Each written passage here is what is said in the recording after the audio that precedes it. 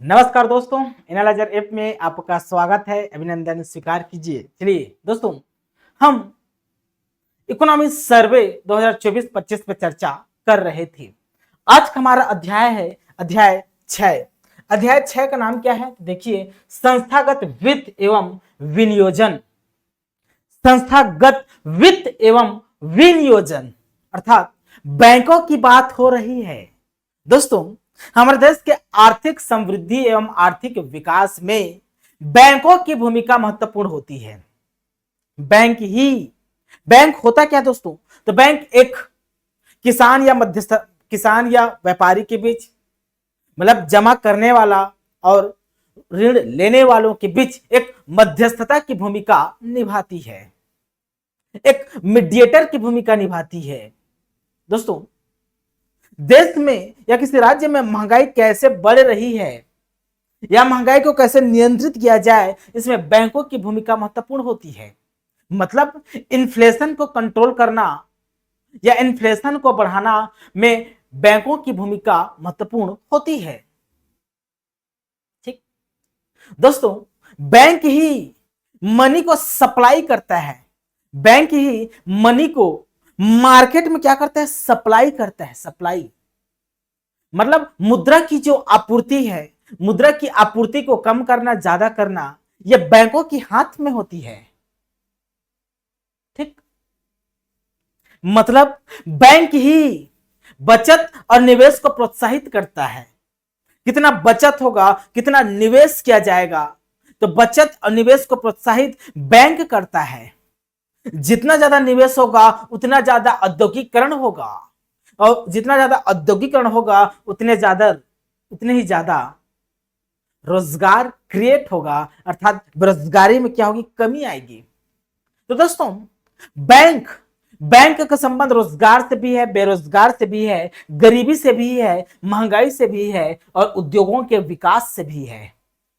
उद्योगों का विकास तभी संभव है जब बैंक से ऋण मिले, तभी औद्योगिकरण संभव है। बिना बैंक के हम औद्योगिकरण की परिकल्पना नहीं कर सकते। ठीक, तो हमारे देश की या हमारे राज्य की आर्थिक समृद्धि बोलूं या आर्थिक विकास बोलूं, इसमें बैंकों की भूमिका महत्वपूर्ण होती है। आज इसी संस्था के बारे में पढ़ेंगे हम। जो इंपॉर्टेंट डेटा निकल के आएंगे हमारे जीडीपी में या हमारे छत्तीसगढ़ की अर्थव्यवस्था में, छत्तीसगढ़ के बैंकों की क्या भूमिका है, छत्तीसगढ़ में कितने बैंक हैं, कितने शाखा हैं, कितने एटीएम हैं, इन सब के बारे में बारी बारी से चर्चा करेंगे तथा इन बैंकों की हमारे छत्तीसगढ़ के जीएसडीपी में क्या योगदान है, इनके बारे में हम चर्चा करेंगे विस्तार से। राइट, तो चलिए इसी कड़ी में दोस्तों हम समझते हैं। देखिए, ये आपका है संस्थागत वित्त एवं विनियोजन। संस्थागत वित्त एवं विनियोजन को हम पढ़ते हैं मेरे प्यारे बच्चों। क्या कहता है संस्थागत वित्त एवं विनियोजन? पहला देखिए, वर्ष 2024-25 अग्रिम, वर्ष 2024-25 में अग्रिम, ठीक, सकल राज्य घरेलू उत्पाद मतलब जीएसडीपी में, जीएसडीपी, अरे यार एसएसडीपी लिख दिया मैं, जीएसडीपी, क्या हो रहा है?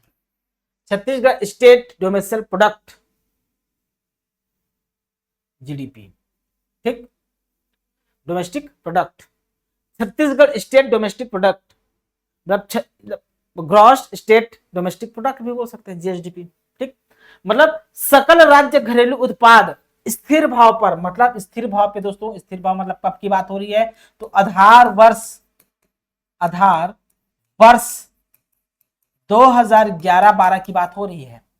जब भी स्थिर भाव की बात करूं मैं, तो उसमें महंगाई शामिल नहीं होता है, याद रखना है।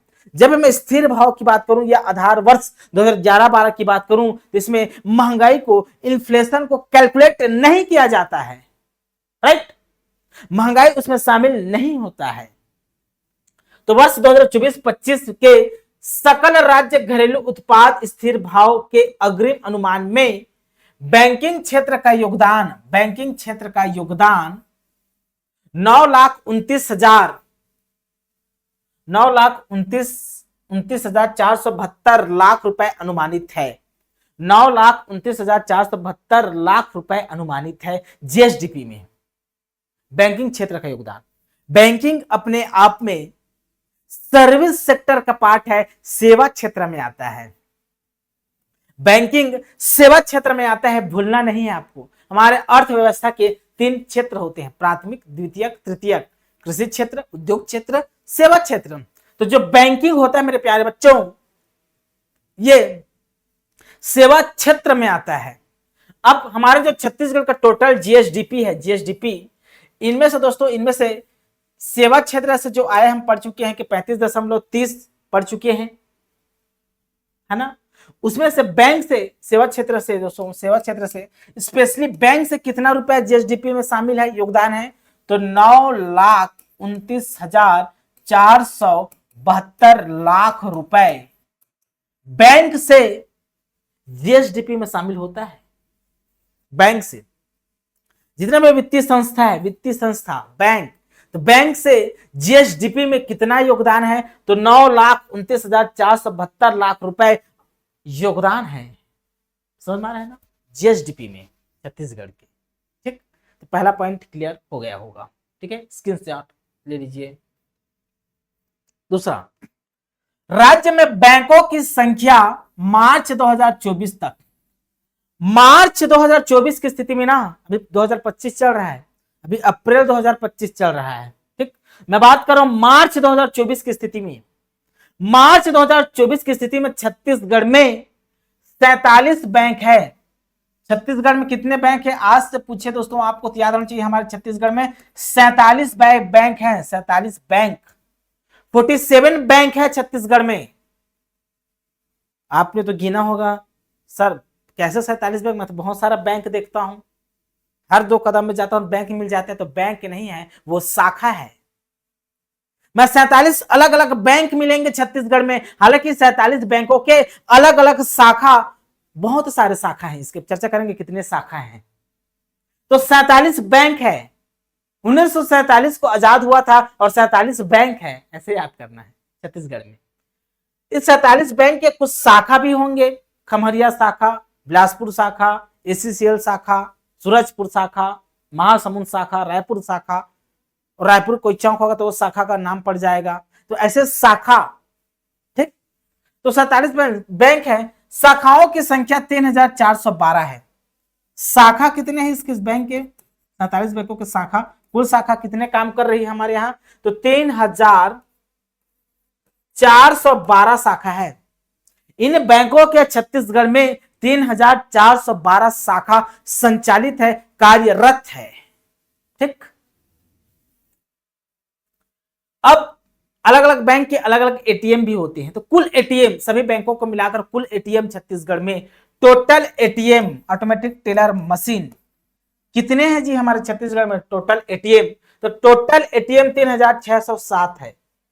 3,607 एटीएम है हमारे छत्तीसगढ़ में, जिसमें कुल जमा राशि कितना है तो पूछा नहीं जाएगा, लेकिन ये 2,82,949.54 करोड़ रुपए जमा है, लेकिन ये पूछा नहीं जाएगा ये वाला डेटा। अब ये डेटा पूछा जाएगा। ठीक, स्क्रीनशॉट ले लीजिए। ठीक, तो ये भी क्लियर, ये भी क्लियर। ये वाले सेक्शन से कभी भी जीवन में प्रश्न नहीं पूछा जाएगा, इसको नहीं पढ़ना है, नहीं पूछा जाएगा। ठीक, यहां तक स्क्रीनशॉट लीजिए पहले, फिर आगे हम चर्चा करेंगे जी।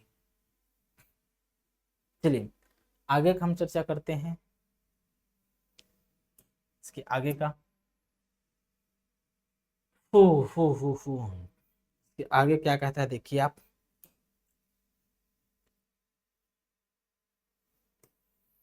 देखिए प्रदेश में, मतलब छत्तीसगढ़ में 2058, याद रखना है, भूलना नहीं है, छत्तीसगढ़ में ना 2058 प्राथमिक कृषि साख सहकारी समितियां, प्राथमिक कृषि साख सहकारी समितियां संचालित है जी।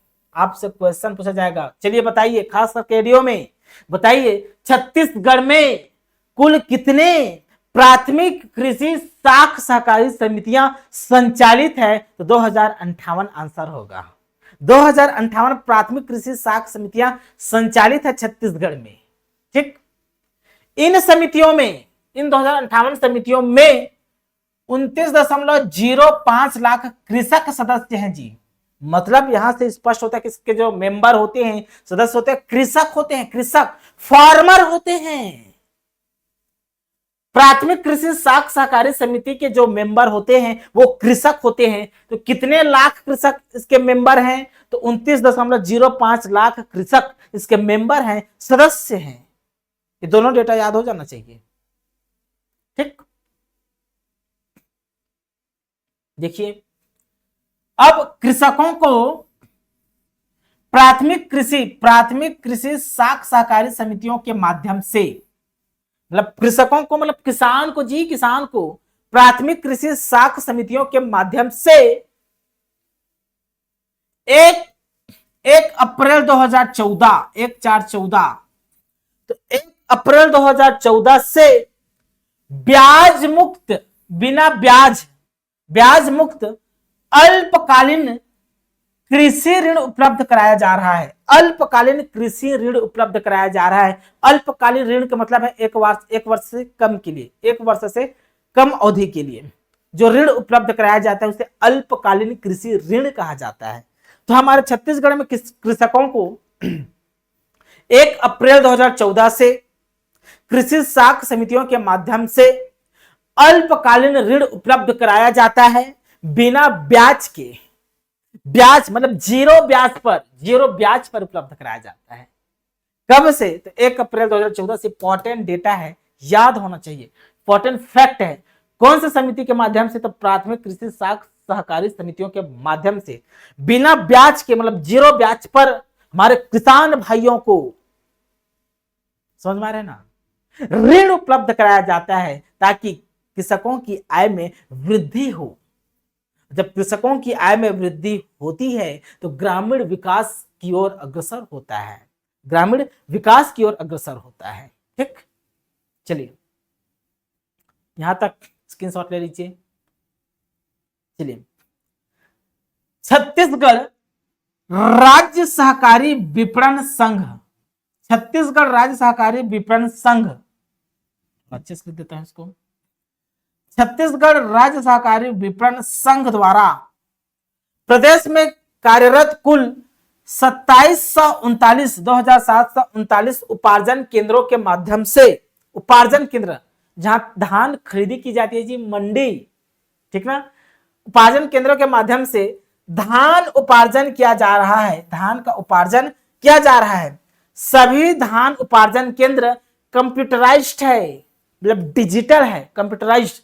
मतलब हमारे छत्तीसगढ़ में कुल उपार्जन केंद्र कितने हैं? तो 2739 याद रखना है, 2739 याद रखना है। 39 उपार्जन केंद्र है। ये उपार्जन केंद्र किसके द्वारा संचालित है? तो छत्तीसगढ़ राज्य सहकारी विपणन संघ के द्वारा, ठीक, इसके द्वारा संचालित है ये। ठीक, तो ये भी डेटा आपको याद होना चाहिए मेरे प्यारे बच्चों, ठीक है ना। चलिए आगे बढ़ते हैं, स्क्रीनशॉट ले लीजिए, आगे बढ़ते हैं। अब वित्तीय क्षेत्र एवं आर्थिक विकास को पढ़ते हैं, वित्तीय क्षेत्र एवं आर्थिक विकास को पढ़ते हैं, वित्तीय क्षेत्र एवं आर्थिक विकास को हम पढ़ते हैं। देखिए, विश्व बैंक मतलब वर्ल्ड बैंक, इसको, इसमें थ्योरी पर जोर क्यों दे रहा हूं? क्योंकि दोस्तों वीडियो में इस टॉपिक को आपको अच्छे से फोकस करना है, ठीक है, क्योंकि आपके एडीओ के सिलेबस में है बैंकों की भूमिका, तो बैंकों के बारे में अच्छे से पढ़ना होगा और इससे बेहतर डेटा आपको कहीं नहीं मिलेगा। देखिए, विश्व बैंक के अध्ययन के अनुसार प्रगतिशील देशों के अनुभव यह बताते हैं, प्रगतिशील देशों के अनुभव है यह बताते हैं कि बैंकिंग व्यवस्था, बैंकिंग सिस्टम सामाजिक एवं आर्थिक विकास में, सामाजिक एवं आर्थिक विकास में वित्तीय एकीकरण की प्रक्रिया के माध्यम से, वित्तीय एकीकरण की प्रक्रिया के माध्यम में न केवल महत्वपूर्ण भूमिका निभाती है अपितु पूंजी जुटाने में भी सहायक होती है, पूंजी जुटाने में भी सहायक होती है। अब यहां पर से एक प्रश्न आपके दिमाग में आ जाना चाहिए, क्या सर ये वित्तीय एकीकरण क्या है भाई? वित्तीय एकीकरण क्या है? फाइनेंशियल इंटीग्रेशन कहते किसे हैं? फाइनेंशियल इंटीग्रेशन कहते किसे हैं? तो दोस्तों कोई बैंक है, चलिए समझते हैं। फाइनेंशियल इंटीग्रेशन समझनी अच्छी बात है, इसको समझना चाहिए हमको। देखिए डिस्कस कर लेते हैं फाइनेंशियल इंटीग्रेशन। वित्तीय एकीकरण, वित्तीय नहीं दिख रहा होगा अभी, अब दिखेगा।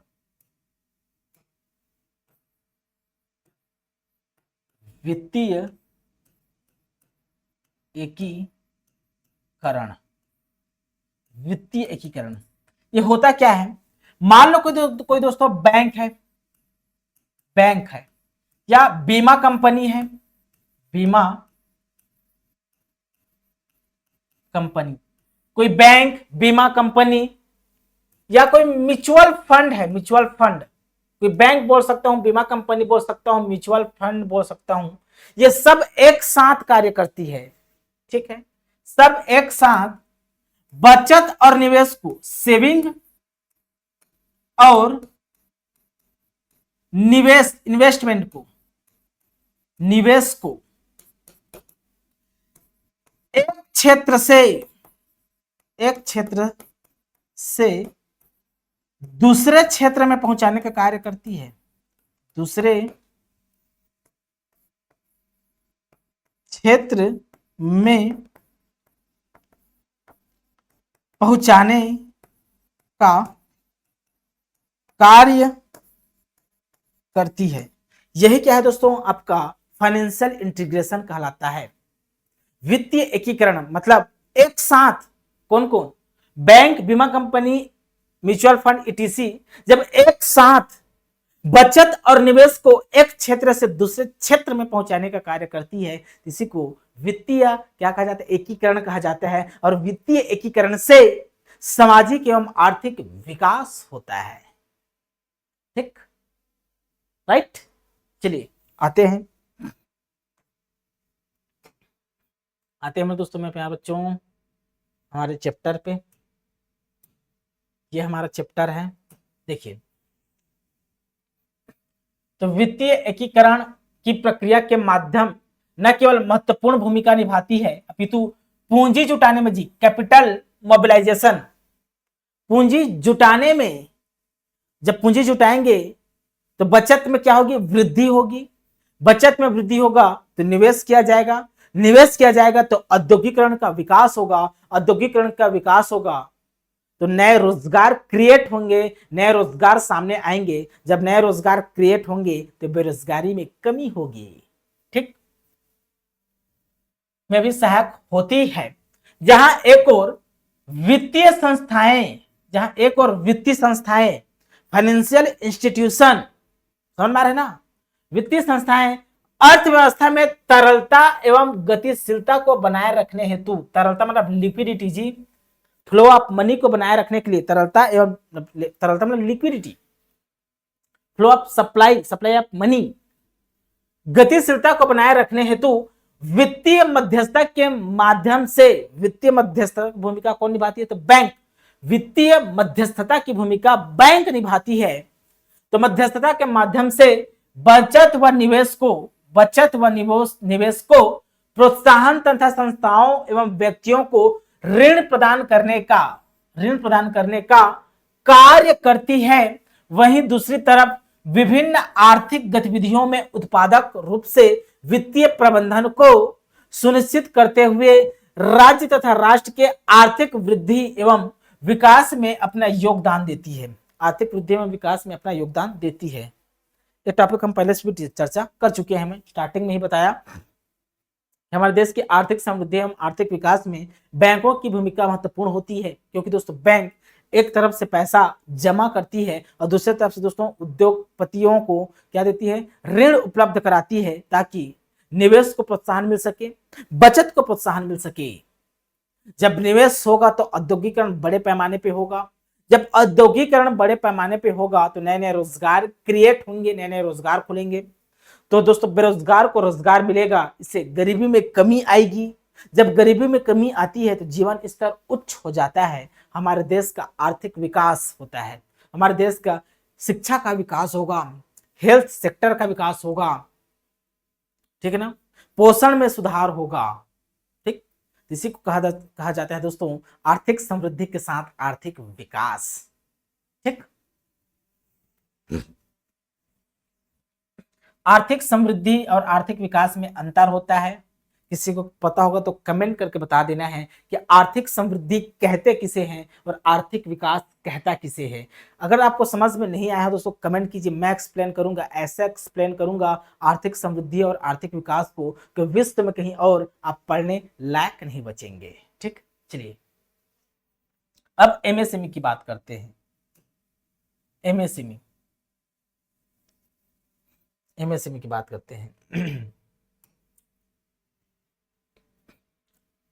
देखिए, मध्यम लघु एवं सूक्ष्म उद्योगों अर्थात एमएसएमई, मध्यम लघु एवं सूक्ष्म उद्योगों की विभिन्न आर्थिक गतिविधियों जैसे उत्पादन, गतिशीलता को बाजार की मांग के अनुरूप, मतलब बाजार में जितना ज्यादा मांग होगा उतना ज्यादा उत्पादन करना पड़ेगा ना। जैसे इस मार्कर का बाजार में डिमांड ज्यादा है, इसका उत्पादन ज्यादा करूंगा मैं, तो उत्पादन डिमांड एक दूसरे का समानुपाती होते हैं। जितने ज्यादा मांग उतना ज्यादा उत्पादन होता है, समझ रहे ना। तो गतिशीलता को बाजार की मांग के अनुरूप बनाए रखने तथा वित्तीय संसाधनों की इष्टतम उपयोग से जोखिम उठाकर निवेश पर आय सुनिश्चित करने वाले उद्यमियों को बैंक एवं वित्तीय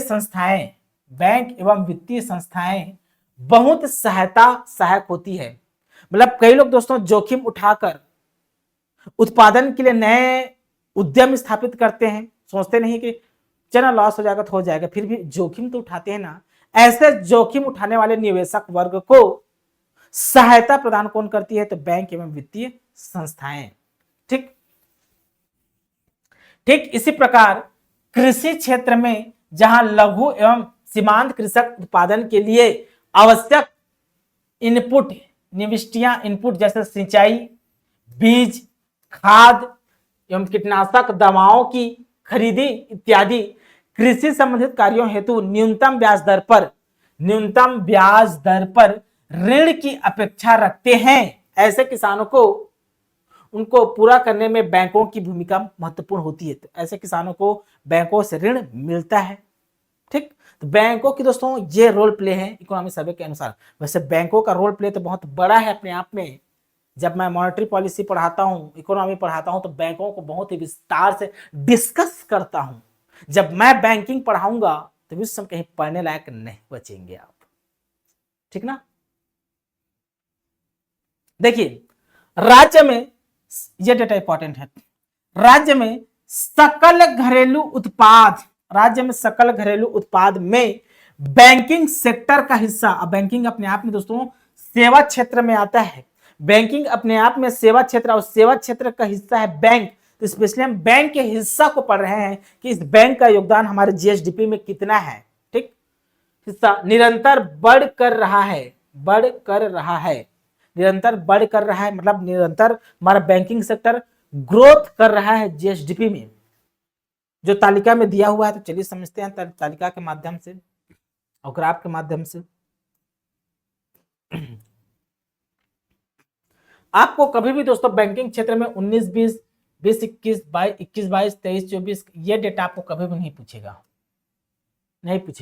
आपसे सिर्फ वो डेटा पूछेगा 2024-25 अग्रिम 2024-25 का। तो भागीदारी कितना है बैंक का, भागीदारी कितना है 2024-25 में जीएसडीपी में, तो 9,29,472 पड़ चुके हैं। 9,29,472 रुपए पैसे छत्तीसगढ़ को कहां से मिलता है? तो बैंकिंग क्षेत्र से मिलता है। ठीक, कितना प्रतिशत का वृद्धि हुआ है पिछले वर्ष के अकॉर्डिंग? वृद्धि कितना है? तो 6.43%, 6.43% वृद्धि हुआ है बैंकिंग क्षेत्र में। ठीक, हिस्सा, अगर हिस्सा को प्रतिशत में बताऊं तो 3.03%, रुपया में बताऊं तो 9,29,472 रुपए है लाख में। इसी को मैं प्रतिशत शेयर में बताऊं तो प्रतिशत में 3.03% इसका हिस्सेदारी है बैंकिंग क्षेत्र का जीएसडीपी में। ठीक, ये इसका फ्लो चार्ट है, देखिए ग्राफ है, ग्राफ के माध्यम से ये दोस्तों पढ़ रही है, स्थिर भाव पर है ना, स्थिर भाव पर। ठीक, जो ब्लू कलर है ये प्रतिशत योगदान को बताता है, तो 3.03% योगदान है, ये योगदान को बताता है दोस्तों ये वाला लाइन। तो 9,29,472 रुपए योगदान है। ये वाला जो है भगवा कलर है ये वृद्धि प्रतिशत को बताता है, तो वृद्धि कितना? 6.43% वृद्धि है। ठीक, सबसे कम वृद्धि कब दर्ज की गई थी बैंकिंग क्षेत्र में? सबसे कम तो माइनस में दर्ज हुआ था 2021-22 में 4.91%। सबसे कम वृद्धि दर्ज कब किया गया था? तो सबसे कम वृद्धि दोस्तों 4.91% में दर्ज किया गया था। सबसे ज्यादा वृद्धि कब हुआ? तो 22-23 में वृद्धि हुआ था। सबसे ज्यादा वृद्धि कब हुआ? तो 22-23 में सबसे ज्यादा वृद्धि हुआ है। देखिए सबसे ज्यादा वृद्धि, सबसे कम 21-22 में और 22-23 में सबसे ज्यादा वृद्धि। ठीक, 8.10% नहीं, सब ज्यादा वृद्धि इसमें होगा जी आपका 8.23% में। ठीक ठीक, 19-20 में, चलिए 19-20 में सबसे ज्यादा वृद्धि हुआ था वृद्धि में ना। ठीक, चलिए आगे बढ़ते हैं।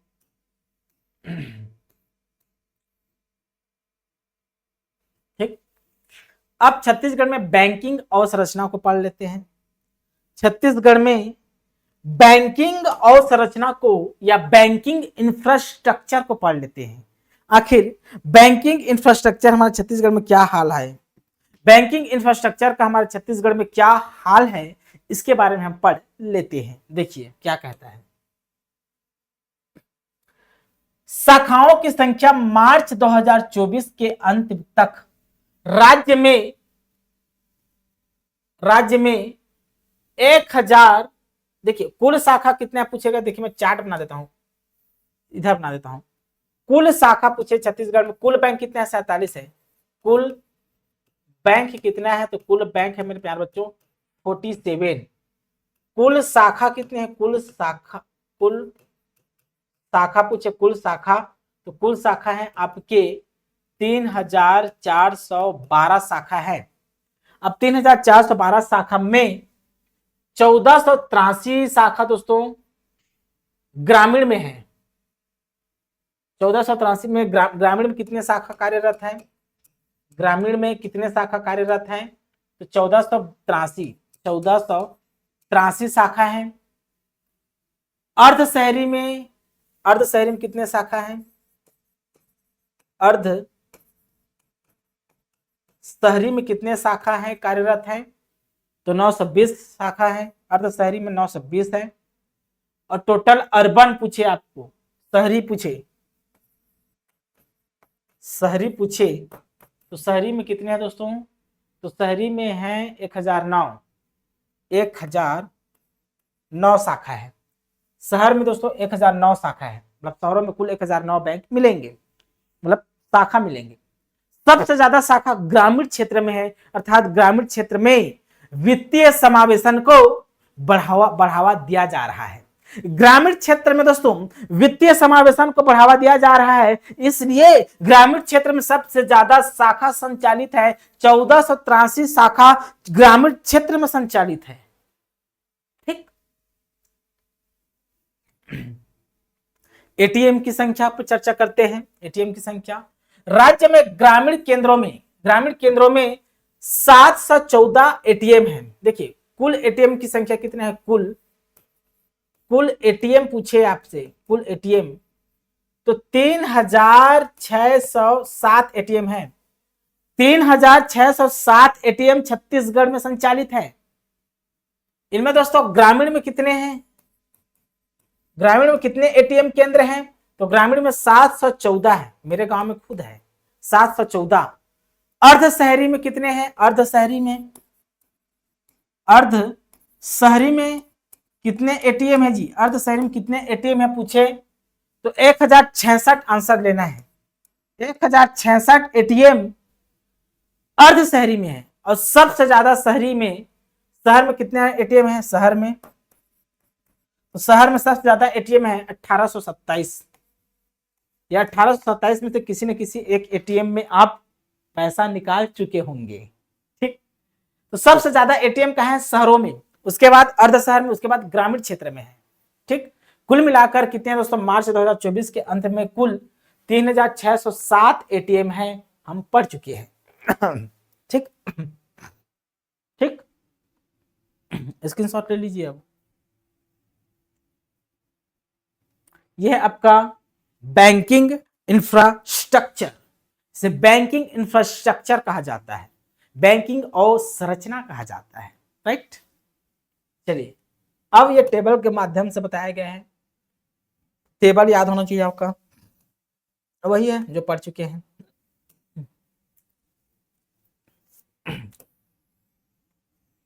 क्या पैरामीटर है, ठीक है, मार्च 21 में, मार्च 22 में, मार्च 23 में, मार्च 24 की स्थिति में क्या है, तो बैंकों की संख्या मार्च 2021 में 56 बैंक हुआ करते थे, कुछ बैंक बंद हो गए, ढप पड़ गए। मार्च 2022 की स्थिति में 42 बैंक हुए, जो बढ़कर दोस्तों देखिए 23 और 24 में 47 बैंक है।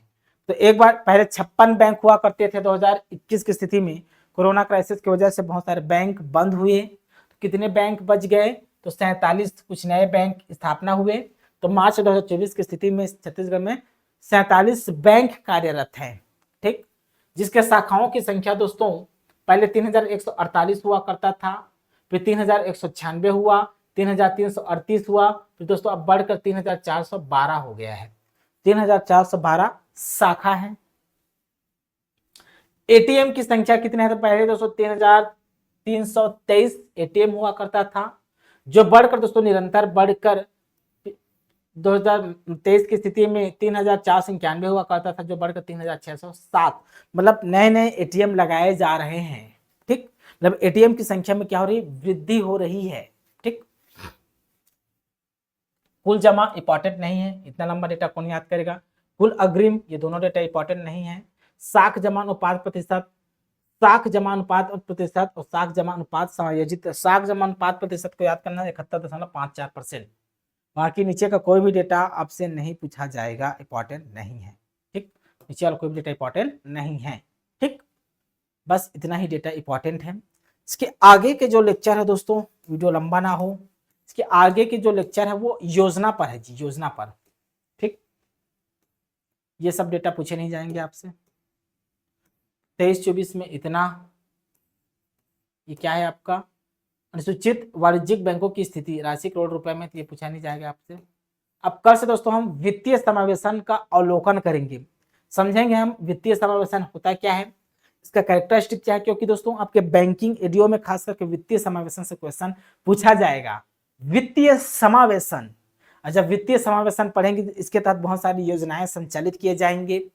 क्या क्या योजनाएं संचालित किए जाएंगे, प्रधानमंत्री जनधन योजना संचालित किए जा रहे हैं वित्तीय समावेशन के को बनाए रखने के लिए, रुपए कार्ड संचालित किए जा रहे हैं। ठीक, मुद्रा योजना संचालित किए जा रहे हैं। ठीक ना, बहुत सारा डीबीटी वगैरह सब चीज पढ़ेंगे कल। आज के लिए बस इतना ही मेरे प्यारे बच्चों। ठीक है, तो कल हम वित्तीय समावेशन से स्टार्ट करेंगे। वित्तीय समावेशन को बनाए रखने के लिए बहुत सारी योजनाएं संचालित किए जा रहे हैं, उन योजनाओं पे हम बारी बारी से चर्चा करेंगे इकोनॉमी सर्वे के अकॉर्डिंग। अभी के लिए बहुत बहुत धन्यवाद मेरे प्यारे बच्चों, थैंक यू।